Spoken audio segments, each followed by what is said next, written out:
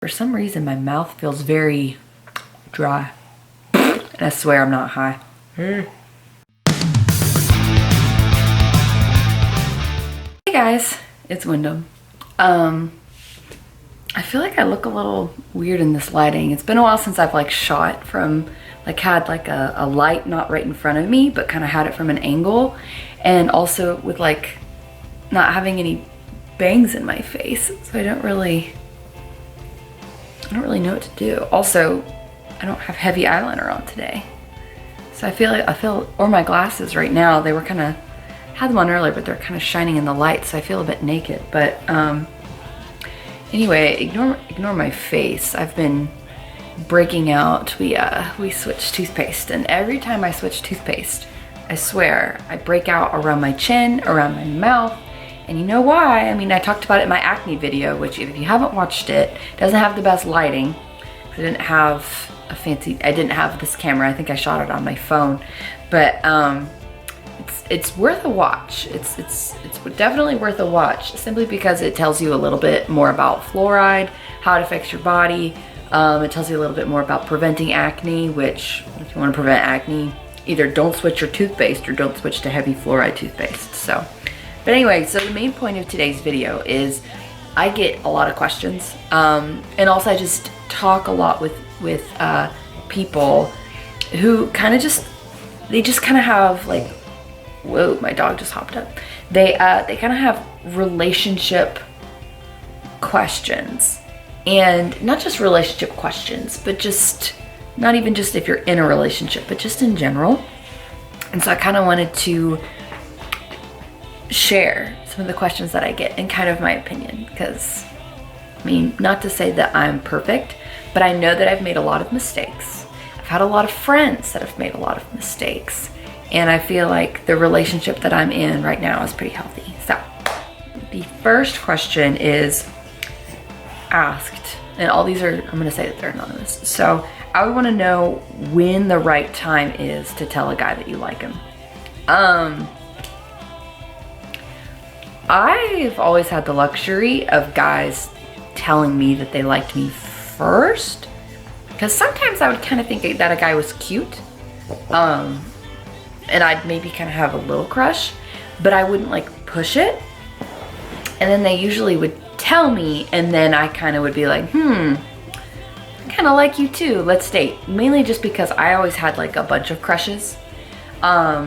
So I would say, yeah, now I will say, yeah, Octo kind of told me first, and then I said no a lot, and he respected my boundaries, and then he finally was like, look, this is ridiculous, we have a lot of chemistry, we get on really, really well. And that's when I was like, all right, but you gotta realize, like, I'm the real deal. Like, I don't just date. I don't just date around, I don't mess around. Like, if you want a relationship with me, we're going serious. And he was totally okay with that. And so that's how that happened. But I would say the best time to tell a guy that you like him, I think, like, you can say, I think without any reservation, to a guy and be like, hey, I think you're interesting and I think that you're attractive. I'd like to go on a date with you. I feel like majority of guys, if they're willing to hang out with you like one-on-one or talk to you and give you a lot of their time, most likely they're gonna be okay trying to go on a date with you. And if not, then it means they're probably just not attracted to you. And if that's the case, then just kind of move on. But I think you don't have to say, I have a big crush on you. You can instead say, I think you're kind of interesting. Do you want to go out on a date? And I don't think there's a lot of pressure there. You can see if it goes romantic or not. I feel like the second that you say you have a big crush on somebody, I feel like it puts pressure on it. But if you just kind of say, I think you're kind of cute, date, and then it kind of gives them the option to think about seeing you romantically. So I feel like the second that you see that they give you a lot of their time, I mean, if you're both on Tinder and you match, then you can tell someone that you like them. But like, and if you're already out on a date, I think they kind of have that vibe. But if you kind of are crushing, and if you guys spend a lot of time together, I don't think there's anything wrong with just being like, do you want to go on a date? I feel like that's fine. This is a very good question. Again, I'm gonna have it be anonymous. I have a mental disability, and that comes with quirks, and I'm worried that would be off-putting for a hypothetical date, or even the fact that I have a mental disability. I think it all depends on what the mental disability is. I think it also depends on how obvious it is. I don't necessarily think that it would be off-putting to a person that cares about you and thinks that you're interesting. I don't think that that would be a problem. So Octo, I asked Octo if I could share this before, but Octo actually has two issues. Octo actually has ADHD, and Octo also has dyslexia. And of course, one is a learning disability, and then one is just, you know, it's ADHD. So he comes with his own struggles, and he comes with his own baggage. You know, does he take medication? Does he not take medication? Does he need to see a doctor? Does he not need to see a doctor? Do we need to, you know, have certain allowances because we're both in class and we're both in school? Where also, if I leave him a note, do I need to do this? My approach has been, he was very upfront with it from the very beginning, and I didn't see anything wrong with it. It wasn't off-putting at all. In fact, more it was, how do I best understand how you need things done or how to communicate with you? I took it not as like a challenge for myself. I just said, what's the best way to have a relationship with you? So I feel like somebody that's really interested in you as a person, they're not gonna see these like quirks as being bad or a big deal. They're more just gonna see them as hurdles in communication. How do we overcome this communication hurdle? However, I think you do have to be completely upfront if you're seeking something more serious. And my dog is like panting down there. Sorry, she's like wigging out. I don't know why. Why are you wigging out? Why don't you just come up here? Come here. Ooh. She's like, I keep looking like she needs her paws clipped. I would be 100% upfront with what you bring to the table. Because if it's something that maybe comes with a lot of medical bills, maybe you need someone to drive you to work. You know, maybe you can't be home alone during certain times. Maybe you're switching between medications and you really don't know how that's going to affect you emotionally. You have to 100% be upfront with a person that you're with. I think that if a person cares about you and if they're interested in you, they're going to want to try to take care of you and take care of the situation.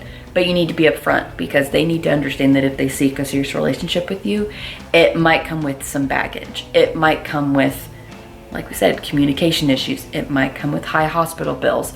It might come with the knowledge that you're never going to be able to have certain types of jobs or do certain types of work because you might always be seeking medication.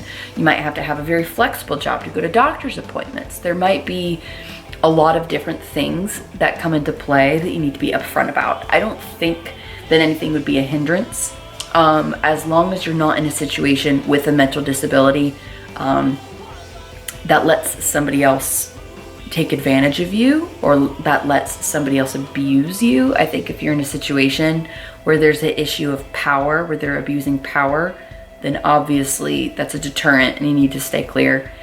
But I would say if, you know, if you're going into this and the other person, you really trust them and they're a good person, they're gonna be okay with what you bring to the table if you're upfront.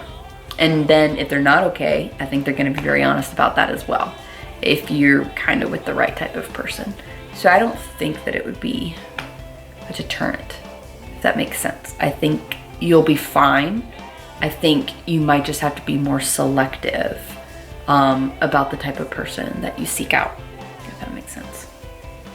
Here's another one, anonymous. Any advice on how to not get catfished? I feel like you can't ever completely protect yourself from being catfished, at least in the beginning. But I think that if you guys have kind of been talking and it's gotten a little romantic and you guys have been talking for at least a month, I think 1, you deserve a phone call. And I think 2, you deserve some sort of video messaging. If you're not cool with it being a private video message, like I would say, especially if you're under 18, you need to be really careful about video messages. just for safety reasons. But I would say if you're over 18, but maybe you're still a little nervous about video message, go to a McDonald's, go to a Starbucks. It's your first time talking. No one's gonna care. Put in some headphones, block out the world.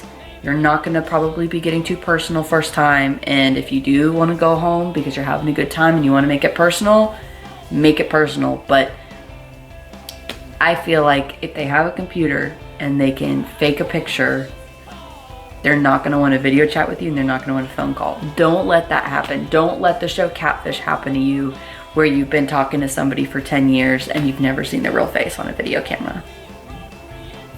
I think that's the best way to avoid getting catfished. Phone call and voice message.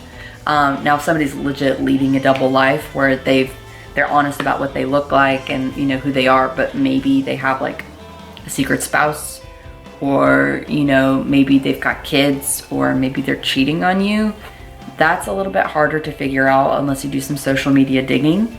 And it's also kind of hard because you want to go in with trust. So I would say be really, really careful about that. But overall, I feel like as long as you get some sort of chat going, I think you should be good. It's the best way to get closer to somebody with some sexual trauma. I think this is a good question. Okay. To get closer to somebody with some sexual trauma. Okay, so I can't answer from experience because I feel like that would be speaking on behalf of a lot of people that handle their sexual trauma in very different ways. And I also can't speak on behalf of other people that have had very serious sexual trauma. But I would say that if they are willing to get close to you and they're willing to open up, let them take the lead and let them take it at their own pace. You can't force your affection on anybody. Don't force your affection on somebody that has been abused. Maybe you can let them know, hey, I'm here. You can let them know, I'd love it if you opened up to me. But don't make them take your affection, because that's exactly what somebody else did. At the end of it all, what sexual trauma and what all those things were was somebody taking power and taking your own authority and body autonomy away from you. That's what it is any type of sexual trauma. It's somebody abusing power over you and somebody taking away your sense of authority over self. And so you can't come into their space forcefully and say, be my friend, or you can't come into their space forcefully and say, I'm interested in a romantic relationship, because what you're literally doing is, again, taking away their sense of autonomy, taking away their sense of authority over themselves. And it doesn't work like that. Seriously, you can't. That's kind of the whole point. And so I would say, let them take ownership, let them take the lead in that situation, let them show you what they're ready for, and they will. They will. How would I open up to someone about personal trauma? It's another serious one. Do it. I will say though, the best people to open up about your own personal trauma with are people that you already feel safe with. If you already feel like everything you bring to the table is valid with them, they treat you like an adult, they challenge you to grow without challenging your sense of self. If you have all of those things and you feel safe with them, I feel like when you're ready to open up, it'll just kind of happen and you won't have to force it. That's the thing, is like, you can't force it. Don't open up about personal trauma because you're hoping to get to a deeper place with somebody where the deepening of the relationship isn't happening naturally.